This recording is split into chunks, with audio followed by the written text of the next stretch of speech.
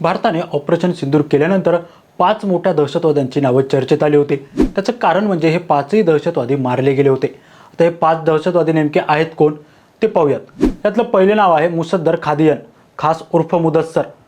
अबू जुंदाल हा लष्कर ए तोयबाचा होता। विशेष म्हणजे पाकिस्तान लष्कराकडून मानवंदना देऊन दफनविधी करण्यात आला। त्यानंतरचं नाव म्हणजे हफीज मोहम्मद जमील, हा जैश ए मोहम्मदचा असून मौलाना मसूद अझहरचा मेहुणा होता। तो बहावलपूरमधील मरकज सुभान अल्लाहचा प्रमुख होता। तसंच जैश ए मोहम्मदसाठी निधी गोळा करायचा, युवकांना कट्टरपंथीयांची शिकवण द्यायचा। तिसरं नाव म्हणजे मोहम्मद युसुफ अझहर उर्फ उस्तादजी उर्फ घोसी साहब, हा जैश ए मोहम्मदचा होता। तसंच मौलाना मसूद अझहरचा मेहुणा होता।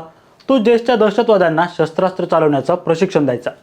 जम्मू काश्मीरमधील अनेक दहशतवादी हल्ल्यात त्याचा हात होता। सोबतच IS-814 अपहरण प्रकरणात तो वॉन्टेड होता।